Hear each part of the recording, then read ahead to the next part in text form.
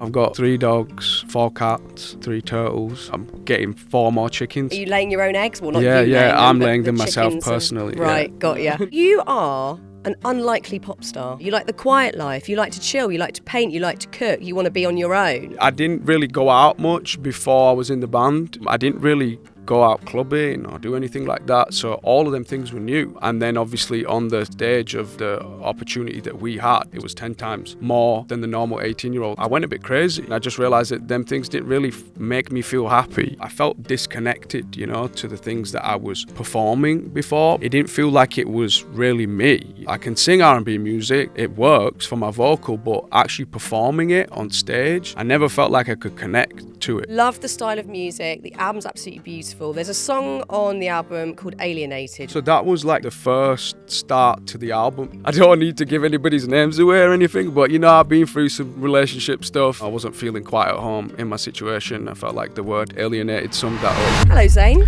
Hello. How are you? I'm well, thank you. How are you? I'm really good. It's really good to sit down with you today. Do you know what I love about you, Zayn? No. I love the fact that you've still got a proper Bradford accent. Oh yeah, that's not going anywhere. It's really not. It's deeply rooted in there at this stage. I love it because often when you get, could be actors or musicians who've been living in the States for quite a while, they come back and you've got that slight hybrid thing going on. Yeah. You are 100% Bradford. I appreciate that. I try to make an effort to keep it real, It's great. It's a good thing. So you're back in the UK. Mm-hmm. Does that mean you'll get time to go to Bradford, or is it too much for a whirlwind? This time, probably not, but I just got a bit of time there for my birthday, like a couple of months ago, so I got to spend a bit of time there. My mum came out with me to America and stuff, so it was nice. But this time it's a quick trip, so just in and out, doing some work, and then get back to my daughter as quick as possible. Yeah. So when you're up in Bradford, what do you have to do? What are the must-do, must-eat, must-see things? Must do, probably see my mum, yeah. Family. Eat some of my mum's cooking. Which is what? She cooks all kinds of good stuff. Yeah. She cooks like really good British food, but like also she can cook like Indian, Pakistani food too. I'll probably be, a mix up between. I always ask her to make me samosas, or like a real good like Sunday dinner. So, like I said, it's a bit of both. Love that. Yeah. Have you still got friends in Bradford that you want to touch base with when you're there? Yeah, I do. Yeah, I've got my 2 best friends that I still keep in touch with. Like pretty much every day we talk. So when I'm back, I get to hang out with them a bit. It's nice. That's so nice. It's so lovely. I've heard you say before that your mum's opinion is the one opinion that counts. So when things are noisy and there's stuff going on, as long as your mum is knowing the truth and knowing what's going on, you're good. Is she good at just telling you straight, even if she doesn't agree with what you're doing, saying, getting up to? Yeah, I think that's what it is. I know she's always going to be honest with me. So I rely on her opinion for the honesty factor. At certain points, I think the moment that you're referencing there, when I said, I asked my mum, like that was when I left the band. And yeah, man, there was so much noise around that, so many different influences. So I was just like, as long as my mum's cool with me actually just coming home and she's okay with it, then nothing else really matters. Yeah, so I do, ask her opinion on quite a few things. Yeah, I'm a bit of a mummy's boy. I love that. And does Bradford always feel safe and calm? Is that like somewhere you need to go to get that equilibrium and that chilled out time? Yeah, I guess, safe's a funny word. I don't know about safe. You're probably not safe anywhere, quite frankly. It's grounding for sure. Yeah. And I definitely need to reconnect with that. Yeah, because I feel like it like puts my feet back on the earth a little bit. And obviously I'm not trying to get rid of this accent, so it's good to keep it refreshed with the locals. It's such a good accent as well. Thank you. It's brilliant. Can American people understand what you're saying? Yeah, I've got used to like certain words that they use to explain things, Are you having to say water? I say water, but I pronounce the T. Obviously, if you're from Bradford, you say water. You know what I mean? Like, you don't even say the T. So I pronounce my T's for them so they understand what I'm saying. Yeah, but they seem to be getting to grips with it. You're muddling through. Yeah, slowly. Yeah, I've only been there 7 years. You know what I mean? So. Yeah. That's good. So look, let's talk about your new album. Yeah. That's why you're in the UK to tell us all about it. So let's start with the name, Room Under the Stairs. Tell me the story. Yeah, so the concept of the album was pretty much, to do something that was raw, real, and honest. And I felt like the best place to do that would be like in my home rather than having to go to different studios and different places. And I had this little studio set up in like the equivalent of like a shoe closet, basically, underneath the stairs in my house. So I just felt it was a really poignant name for the record to let people get some insight, into the whole recording process of things too. So that's why we called it Room Under the Stairs, yeah. And did recording it at home and working on it at home help you feel very comfortable so that you could talk about things you might haven't before? Yeah, definitely. I think that was one of the main intentions behind doing it at home, so that I could just rock up to the studio in my pajamas, no shoes on, no socks, Heaven. just do your thing, Yeah. chill. And I've worked with a guy who I've been working with for about 10 years on and off on other records and stuff. So it was real cool. It was just chill. It didn't feel like there was a lot of pressure, When we got an idea, we got an idea. When we didn't, we didn't. We just hung out and did chill things like cooked food and relaxed at the house, yeah. That's so nice.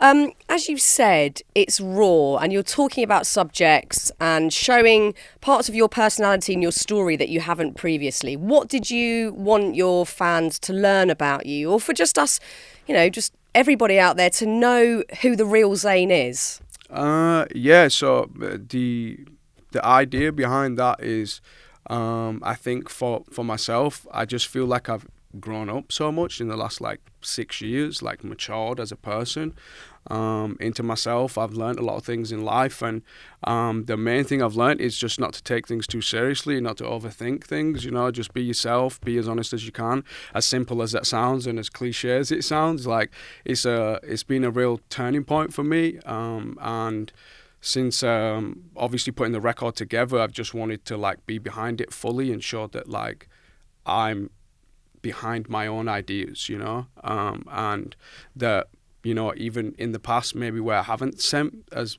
present, it was just nerves, I'm just quite a shy guy, like to keep myself to myself, and I'm slowly getting used to this idea that, I'm a pop star, I do this as a job, and it's a nice feeling, yeah, to be able to connect with that, and, explain it to people in that way, I think. I think that's the healthy way round to have it, rather than, I'm a pop star, everybody, you should know this. I like the fact that you're still going, oh yeah, this is the job, that I'm a pop star and I've got to put myself out there, and that might be uncomfortable at times. How are you navigating keeping yourself private and feeling comfortable with what you're saying versus an album that is raw and does show the world who you are? Was it difficult to keep something back for yourself? Were you quite clear on the things that you didn't want to express in this record? It's a really good question. The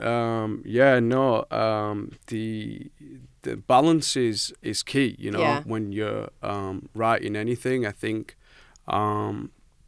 you want to give, enough information that people know what's going on, but you don't want to be like, yo, I wore this red jumper and I went to this place at 9 p.m. on Tuesday and I seen this person, and give people's names, So there's a way you can be poetic about it and be ambiguous and clever, but still get your point across. And that's what I enjoy about music, that's what makes it relevant to so many people as they listen, just kind of getting the key points in there, but kind of glazing over the rest of it. And with this, I feel like I've done a good job of making it explanatory to people. This is what I was going through, but not too much detail, Like I said, I'm not telling what I had for dinner. Yeah. Yeah. Probably a samosa. Yeah. Drop a bar in there, just ate a samosa. I was lucky enough to hear a few tracks that I don't think other people have heard, or many people have heard so far, and it is such a beautiful album. Your voice is stunning on it. Thank It's you. an unexpected style perhaps, but one that really works with your vocal and really works with the lyrics. You work with Appreciate Dave that. Cobb, who's worked with people like Chris Stapleton, so we know that there's sort of that country influence there. What drew you to that genre of music? Why did that work this time? I think it was my environment, you know, like where I'm at in the world, in Pennsylvania. It's rural, like farm, and just being out there a lot. I spent a lot of time listening to that kind of music. Funny enough that you mentioned Chris Stapleton, because he was a massive inspiration for this record. Like I was listening to a lot of his music on vinyl, just out in the middle of the sticks, and It inspired me to want to do something that was real and raw like him, you know. I appreciate his lyricism. I love the fact that he's an amazing storyteller too, and I felt like the genre of music lent towards that. Like it gave you that space to be able to tell a story, you know.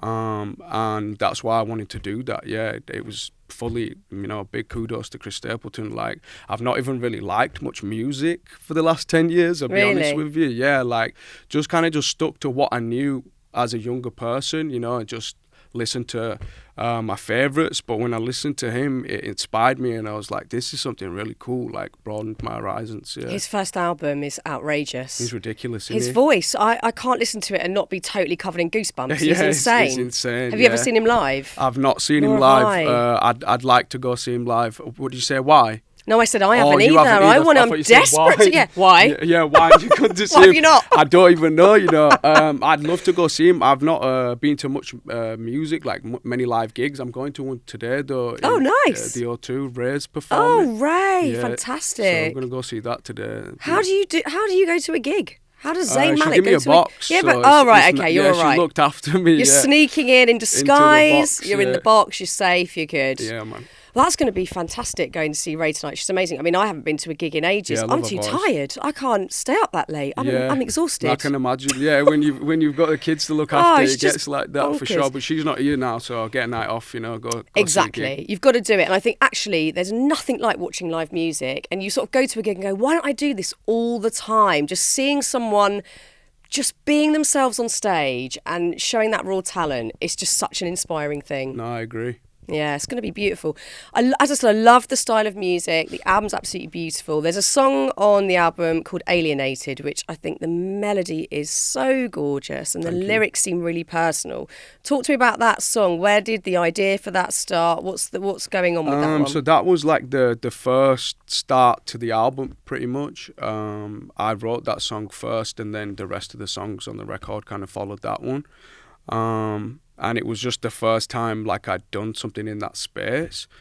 The inspiration, I think, is pretty self-explanatory. You know, like I don't need to give anybody's names away or anything, but you know, I've been through some relationship stuff, and that was definitely, you know, correlated there. You know, I wasn't feeling quite at home in my situation. I felt like the word alienated summed that up in the best manner. So that was the inspiration behind it, yeah. And I talk about, you know, certain things in that song that like I was feeling around that time. With these songs being that bit more personal, how do you think you're going to feel when you are on a stage singing them aloud? Because that's quite an emotional thing to do. Yeah, it is, but also it's empowering, you know, like I don't know, like I think I've mentioned this a couple of times now, like in few interviews that I've done, but I felt disconnected, you know, to the things that I was performing before, because it didn't feel like it was really me, you know. Like I can sing R&B music and it works for my vocal, but actually performing it on stage, I never felt like I could connect to it, you know. Like I'm not Chris Brown, I'm not Usher, I'm not going to pull out some dance moves, I'm not going to start, you know, giving the schmoozy eyes and all that. Like I just want to stand there and sing, you know. And this music felt like that gave me that space to do that, so that's why I wanted to do it. Yeah, how are you feeling about getting out there and singing these songs live? I'm excited. Yeah, like I said, it's empowering to like own your shit, you know, and like actually, I don't know if I'm allowed to say that, but it's empowering to. You can use all the swears. Oh, I can. Yeah, is that any okay? swears yeah. you like. Oh, that's wicked. I like this. Yeah, this is good. Yeah. Any of them. Like so people like have dropped the C-bomb, by the way. Like there are no rules. You all literally, right, cool, yeah. I was told I'm never allowed to say that ever. Okay, at any that's point. your own personal rule. Yeah. Sure. But what was my point? I forgot what I was saying. Yeah, don't know, Zayn. Own your shit. Own your shit. Yeah, like to actually own it, it has to come from you, and you have to feel like you want to share that, you know, with people. And I feel like I'm in that place, like where I'm a grown man. This is what I've been through. and this is what happened, you know. Yeah. What was the writing process of that like? Because it is really powerful to sit and write down your thoughts, even if it's in a journal or a quick few notes to just digest what's happened in the day. This takes it to the next level because you write them down and then it becomes this beautiful piece of art. But there's something really magical about just writing down how you're feeling. Was that in any way therapeutic? Yeah, I think all writing is pretty cathartic, you know, like it gets that feeling off your chest, and it's a really useful like therapy technique too. I've been told, you know, so people do it a lot for that, and I think it's very beneficial because when you see things written down in front of you, you have to look at it from an outside perspective, you know, like how is this going to be perceived? How do I look? What are people thinking about me saying this, you know? And that then in turn makes you question, you know, what are my intentions, you know, like why am I moving this way? Why am I doing this? And it can help you, you know, process them things. Yeah, without a doubt. It's a really helpful tool, one that I definitely use all the time. So look, let's talk about Pennsylvania, because it seems like you have found yourself a corner of peace in this crazy world, and certainly the crazy world that you live in, and that it feels really good for you to be in that kind of space. Definitely. Yeah, I love Pennsylvania. It's super chill, real quiet, you know, I get time to think and work on stuff, you know, like when I'm doing my music, I don't have a lot of noise around me. There's not a lot of outside influences. I can just really concentrate on my own thoughts, which is a good feeling. But I just love being there anyway. It's just, it reminds me of England, weirdly enough. Like the architecture and everything is kind of similar. I've never been. Have you never Quite been? Quite green and lush. Yeah, green and lush. And a lot of the original like people that settled there were European settlers. So it has that kind of feel to it, you know. And I just love it, yeah. And the weather's kind of like England too. It's not great. God, it's not didn't too you want to go hot. somewhere sunny? No, man, I'm cool with it. Yeah, I'm used to it. I like what I like. I'm so over. This has been the longest winter of my life. Look, I like a vacation. You know what I mean? We all like to get away in the sun, yeah. but to be real, like I prefer to have seasons. You know, like when I lived in LA and it was sunny all the time, I didn't even know what time of year it was. To be honest, I get you. I understand that, especially around Christmas. You want it to feel all cozy and lovely. I mean, you could, and I know you have lived in New York previously, but that's being in a city would be too loud, too bustly. What's the feeling? Yeah, I lived there for like 4 years, and that's what it was. It just felt very intrusive, you know. I was living in an apartment on one of the busiest streets in New York. So whenever I would come outside of my house, there was just like a whole crowd of people there, paparazzi and that kind of stuff. Fun. And yeah, it wasn't great. Yeah, No. It didn't feel good. And then obviously when we were having the kid and stuff, I wasn't actually giving birth to her myself, but when we were having the kid, it seemed like a smart decision to keep her away from that and like not have, you know, so much intrusion on her too. Yeah, and just have some space and nature. And she gets to run around in the fields, and we get to go camping and, you know, barbecue outside whenever. We've got people watching us straight out the front door. Yeah, but also it seems that you're comfortable in a much more peaceful habitat. Would you say, I'm talking to you like you're an animal, in your habitat, Zayn? It is fully a habitat, though, so it's all good. In It's your fine. natural habitat. Would you say you're an introvert? Yeah, I think so, but I think it's like contradictory because of my profession. So I guess I'm somewhat an extrovert because I do like to share things with people, but as a, you know, day-to-day person, I'm definitely introverted, yeah. I am. I'm an introvert with an extrovert job. Yeah. And I can do condensed periods of time talking to people and being around humans, and I love it. And then I have to retreat and I have to get really, really quiet. Otherwise, I combust. Yeah, you need to replenish the energy, I think. I think it can become draining, you know. I think we forget how much energy it actually takes to just have a conversation, if you're actually having a good one, you know.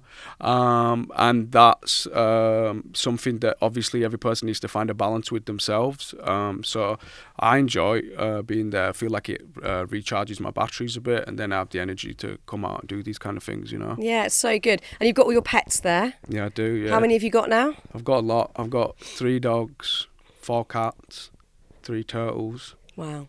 I I'm getting 4 more chickens, so that will be 10 Are chickens. you laying your own eggs? Well, not you laying them, I'm but laying the them myself chickens personally. Right, yeah. got you. No, yeah, I am. Yeah, we collect the eggs every day with Kaiba. Like, she comes outside with me, get the eggs and stuff. Yeah, she loves it. What a dream. I am a huge cat person. I've got 2. I would have 100 if my husband would let me. I love cats, and I've got a tortoise, and actually they get on real good. Yeah, they do. Yeah, but I think tortoises or turtles, whatever you have, like, I think they're pretty chill. Like, they are the most chilled. Yeah, I don't think they really care about what's care. around them. Yeah. No, and if they do, they'll just go in their shell. Fuck off. I'm off. Fuck I'm out off. of I'm here. going to sleep. Yeah. Yeah, it's great. I find that pets, to me, again, they're grounding, they're soothing. That you don't take things so seriously. It gives you the time and space to just sit and be still because you can just hang out with them. Is that one of the reasons why you've got so many? Yeah. It's. I think it's a personality thing. You know, I like to live in the moment. I'm not really like an avid phone user either. That's like, good. I'll just turn my phone off for like 2-3 days. Really? And just not use it at all. Yeah, I'm just not interested. And they just have that down. You know, they're very present. In their being, and they're just in the moment, just there with you. So that helps me to be there with them too, you know.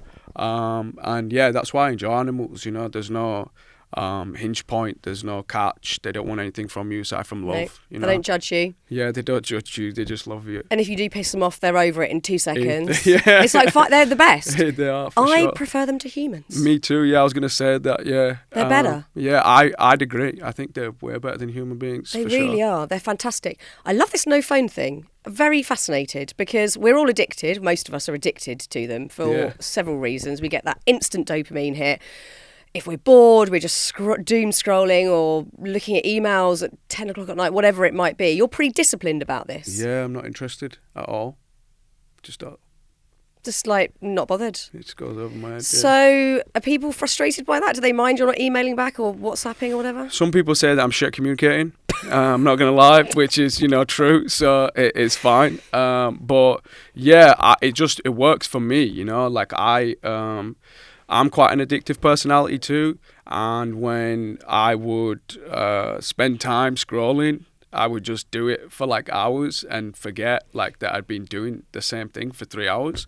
And it just felt like a waste of my time for, reading 7,000 positive comments and then read one negative, and that just ruins reading every other comment. So I was like, I'm just going to stay away from this, in terms of like social media. But with my phone in general, yeah, I'm just not like other people, I feel like everyone's got a real need to be on the phone all the time. And the only person I feel like I need to have that like necessity for is my daughter, like I check in on her and see what she's doing. But aside from that, I'm not really bothered what the rest of the world is up to. I think that's really cool because none of us had one 20 years ago. And we were getting on just fine. Yeah. We'd meet with people at the time we said we were going to meet, which my kids think is mental. They're like, what? You just turned up at 4 and they were there. Yep, that's how it worked. How did that work? How did that work? We coped. So I do think it's bizarre that we're so massively, we feel we're so dependent on them. But we are obviously then just using them for all sorts of reasons that's not helping us. When did you have this realisation? Honestly, probably like when I first moved out to PA, because it was just off the grid. Like, I didn't feel like I needed to be in touch with people constantly, like checking in. Like you said, if you're meeting with people all the time, it probably is, a good comfort to have so that you can check and make sure everything's good. But for me, I was just staying in one place, like you said, in my habitat. And I just didn't feel a need for it. Yeah, it just was like, it's all good. I'll just live off the grid here, play my vinyl. I have a VHS TV combi. I still watch VHS. Like, this is wild. Collect VHS. Yeah, I'm not even about this like new tech age at all. Oh my God. Look at you with your Bradford accent watching Friends on VHS. That's it. What's going on? Getting back to grips, getting back to the roots of things. But it's brilliant because you know what it is? It's slowing the hell down.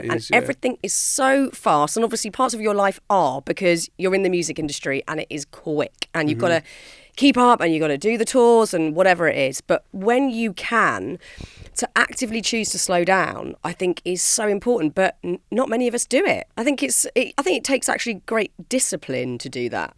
Yeah, I think I just enjoy it a lot though too. Yeah. It can. I think for some people that find it hard, it probably would be helpful to have, you know, a bit more discipline. But with me, it's something that I just enjoy doing. So it doesn't feel like it's discipline for me. So you're really good in your own company? Yeah, I like myself. Yeah, I like my own company. I don't think I've ever been bored. No. No. Yeah, I don't think I have either. I like to read and stuff too. Yeah. Are you reading anything at the moment? I've been reading a collection of stories called the Bachman books. Okay. And it's Stephen King's like alter ego that he has. He writes under another name called Bachman, and he's got like 3-4 books in there.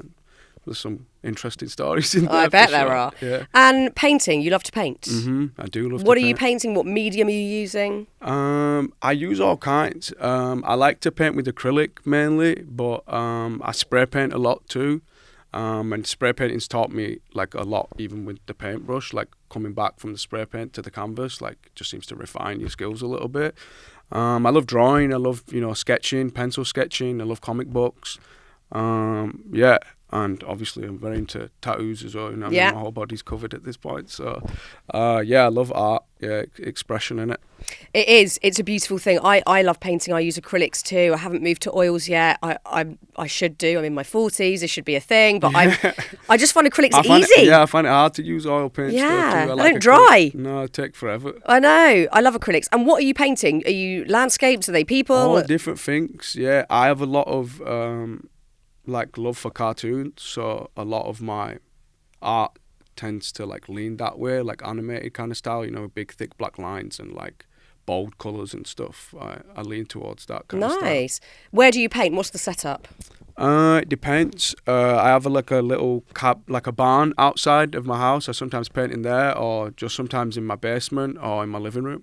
Nice. And are you displaying them? Are you giving them as gifts? Where do they go? I've displayed one so far of my own on the wall, and I've kept the rest of them just like in storage. Hopefully, at some point, I'll have enough to like maybe do a gallery or something. You know, when I'm like 40 years old. Like, so old. No, another 10 years. Would you do like a proper exhibition? I'd love to. Yeah, I've got Yeah. enough work. I think I could do it. Yeah, That'd for be sure. so cool. What a lovely thing to do. Yeah. What about the album artwork? That's gorgeous. Thank you. Yeah. Who did that? It was like heavily dictated by my vision. Nice. I didn't actually physically paint or draw that myself. I wish I could do that. That was amazing. So lovely. But yeah, the idea behind that was to get somebody, you know, to paint or draw something that looked like it fit in like Pennsylvania. Like you see I don't know if you've ever seen the blueprints of like some of the buildings there and stuff. No, like, I haven't. So yeah, it was just based in that kind of style of art and stuff for Pierre. It's so lovely. Do you find it, you know, being a dad and having this crazy career, do you have to actively carve out this time to paint, to cook, to do the things that really help ground you? Yeah, definitely. I have my daughter 50% of the time. So I have that luxury, you know, that like 50% of the time she's not with me, and I try to look at it as a glass half full than a glass half empty. So in that time I get things done, you know, I get a bit of time to myself, get to paint and do them things when she's in the house. I'm sure you know, from having your own kids, you can't do nothing. Yeah, so I just father then, you know what I mean, from the minute she wakes up till she goes to sleep. Yeah, you can't even have a wee. You No, can't do anything. No, you can't go to the toilet. No, Yeah, she don't be follows me mad. to the toilet. Yeah. Yeah. I haven't had a wee on my own for years, 13 funny, years. isn't it? Yeah, it's impossible. Yeah. But I'm so glad that you are finding the time to do it, because I love painting. But I can really fall off the wagon and go, I won't start today, I'll do it next week, and then it doesn't happen for 6 months. Yeah, no, that does happen too, yeah, for sure, and things can get on top, but it's important, I think, to take that time, you know, when you have a bit of time. And when you're in it, I don't know how about you, Phil, but time doesn't exist. I could do a whole day and haven't even had a sip of water. Yeah, and I'm like, because you're having oh fun, my God. right? Yeah. Just enjoying yourself. So good, best It feeling. And you love cooking, that's a hobby that helps you to again centre. Yeah, I love cooking. I feel like it's expression again, you know, it's creative, like you can mess around with different things and put different things in and make it fun, like depending on, you know, what you want to eat.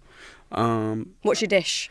My dish that I make a lot is spaghetti bolognese. Nice. And I like making tandoori chicken, like red chicken, put it in wraps or whatever, you know what I mean? But that's a staple. Like I go to that one a lot. It's dead Love easy. that. Just a bit of seasoning, a bit of chickening. You know Are what I mean? you a pernickety cook? Are you like very precise with the measurements? Are you getting the spices out the rack? You just whack it all in? Feel it. Yeah, whack it just all a little in. bit, but yeah, like I'm not just like crazy with it, but like I just feel it. You know what I mean? I'm not like specific about measurements or anything. I don't really Yeah. give a shit. You are an unlikely pop star.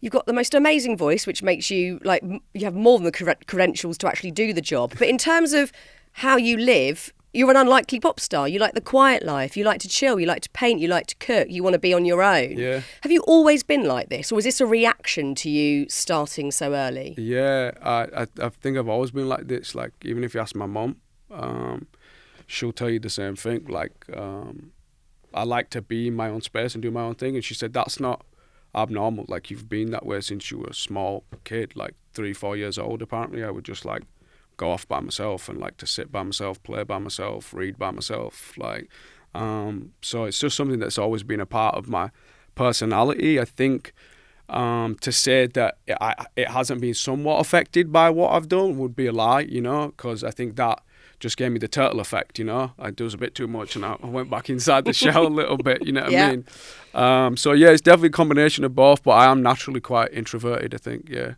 How did you cope with, I mean, you started young for a start, you know, at 17 years old, you've still got a developing brain, you're still trying to work out who you are in the world, and then you're exposed to everything that any young person wants is right there for you. How did you cope knowing that, you know, you are inherently a shy person and someone that needs their own space? Well, not very well initially, to be honest. Like, I didn't really go out much before I was in the band, to be honest, either. Like 17 years before, like I was just kind of in my home space, doing my own thing, going to school.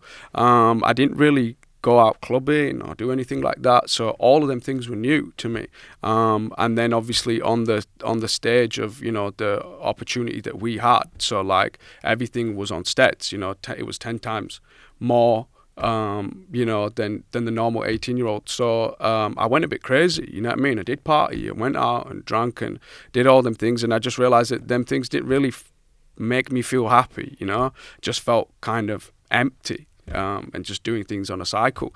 So I felt like it was important for me to make a change, and that like I needed to be proactive about it, you know. I want to remove myself from this and go and do the things that actually give me that good feeling inside. So that's why I moved out to PA when I did, and that's why I'm still there, because it's been the best like 6-7 years of my life, I think, to this point. Yeah, good for you. I mean, I don't think anyone copes with any of it. It's absolutely bananas. And I wonder how you feel looking back about how young you started. I mean, I started in TV very young, and I didn't do great at school. I didn't go to uni. I didn't do a gap year. I missed all my school proms because I was always filming. Part of me is so grateful that I started early, because I don't think I would have had the realisations I did so early. Yeah. But equally, I think, I wonder what a gap year would have been like, or I wonder would I have loved uni? Would I have made a whole bunch of new friends? I don't know. There's a part of me that wonders. Do you ever think about the things you didn't do? Oh yeah, for sure. But I think that's like a natural thing for everybody. You know, we always wonder, what if like the grass is always greener on the other side, right? So yeah, I've thought about it a lot. I don't think my life would have been anywhere near as exciting, I'll be honest with you, you know, so I'm not complaining about it. Same. Like, I'm really grateful for it too. But I do think about it, yeah, from time to time, just, you know, ask myself that question. Yeah. And I wonder who you'd be, Zayn, if you hadn't. What would you be doing? I wanted to be a teacher. Did you? Yeah, I wanted to teach English. Really? Yeah, I really liked English in school. I did my English GCSE a year early. They put me in for it at 15. I think you meant to do it at 16. Wow. And I passed. I got an A star and stuff. Like, I did really well. Always enjoyed poetry.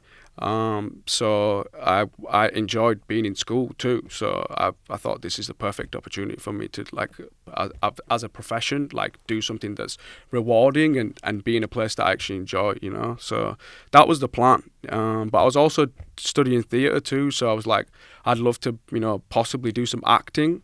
But I never really followed that through either. Just when I got into the music, I just fell so in love with music that I just concentrated on furthering my ability in that field, because it's your job, right? So I was like, maybe I should be good at this if this is what we're gonna do. Yeah. You know what I mean? But you could still go back to being an English teacher, Yeah, I could, yeah. or a poet, or an actor. You've still got time Yeah, to do any of these exactly, things. It's all up for grabs. Hopefully. I love it. I think it's brilliant. I think I wonder how everybody else in your life felt around that time, knowing that, and I guess also just seeing the full momentum of how things were going for your career at such a young age. Were there concerns? Did your mum say, is this really what you want, or was she quite for it? How were those around you about it? You know what? I think my parents were super supportive, but they were just very innocent, to the whole idea of what it entails in terms of like commitment and time. So they were always very supportive, but I think it was an adjustment for them, like to really understand, what it was about. Because I didn't get to see them at all, and I think that was the main thing that they had to adjust to. But aside from that, my mum and dad are just real chill. Like, they were obviously, concerned about me, but they would never like pressure me and make me feel bad. You know what I mean? So I'm grateful for my parents, man. I have two solid parents. Yeah, that's amazing. And they must miss you so much being so far away. How do they feel about you being in the States? Yeah, that's what I'm saying. Like it's difficult for my father to come out because he doesn't like traveling, so I don't get to see him that much. But my mum's been coming out a lot more since Kai's been born, and I think that's to do with the fact that she wants to be around Kai. She didn't used to spend that much effort coming to see me. It's all about a granddaughter. She does it for a granddaughter, and that's beautiful. You know what I mean? They have a real nice relationship, and it's nice to see her with my daughter.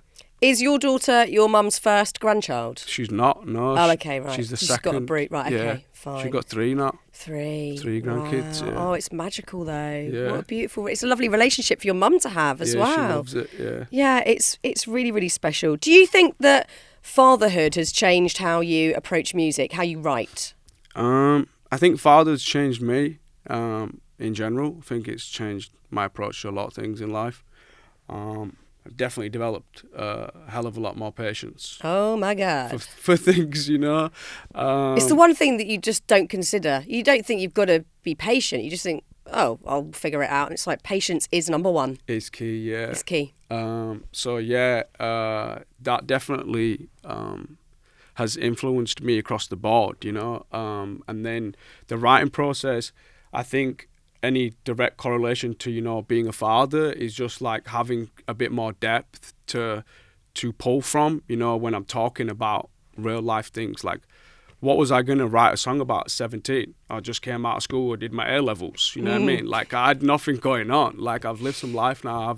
I have this love for this, this other being that I never understood before. And I don't have any fears or worries expressing that because it's such a good feeling and, beautiful thing that I've been through. And I don't know, it just feels like I want to share that with the world in a mature, fatherly way, Are you the sort of dad you thought you were going to be? Because I thought I was going to be this really chilled mum. Yeah. Like, yeah, really cool about everything. I'm not. Yeah. Fact, I am not. I thought I was going to be way stricter than I am. I had this whole thing, like, I'm not going to let my kids get away with this. They're not going to do that. She asked me to do this, and we'd be like, no. And I do everything she asks me to do whenever she asks me to do it. So, yeah, I found myself... She's got you by the little finger. That's it, yeah. It's always the way, isn't it, though? But my God, it's a trip. No one tells you anything that you actually need to know. It's all about these tiny details, and then you get into being a parent, and it's completely different. That's for sure. It's completely different. It's absolutely crazy. Any room for any more tattoos? In some places, yeah. I'm pretty covered. My back's got a bit of space, but... What's going to be next? I'm not sure yet. I haven't thought of anything for a while, actually. I haven't had the itch. So where do the ideas come from? Are they all related to times in your life, moments that have happened, things you want to commemorate? Not really. No, I'm a bit more like just creative about it. Like, if I like the way something looks, like, and it fits, because I've got so many different things now. Like, I'll see a space and I'm like, this image might look quite cool here. Some things do mean, certain things to me, like little verses or bits of writing I've got on me that just like a memento or whatever, or something somebody said to me. But I don't like to overthink it like that, it's art and they look fucking cool. So I just get them for that reason, as vain as it sounds, you know what I mean? No, they're great. Most painful place? Most painful place. Ribs, maybe? Ribs, yeah. Neck was fine, head was fine. Head was fine? Yeah. This? Head did not hurt. Haven't we got loads of nerve endings up I here? don't know what was going on. Maybe I don't have any nerve endings in my head or something. Wow. Yeah. Okay. But I didn't feel anything. I just sat there, was just chilling. Yeah. Wow, good for you. Because when I saw the picture of this tattoo, I was like, no thanks. Yeah, that is this big ouch. one. Yeah. Oh my God. Well, look, I wish you all the luck with this Thank you. album. I know it's absolutely craziness what you have to go through to promote an album these days. So all the love, all the luck, and then get back to Pennsylvania and chill out with your chickens. Well, thank you. I don't think it's been that crazy. I've really enjoyed it, so it was Good. nice to be here. And if you don't want that cardigan, I will take it off your hands. Yeah, I'm glad you like it. Yeah. It's ace. I Appreciate love it. it. Thank you. Thank you, Zayn. No worries. Thank you.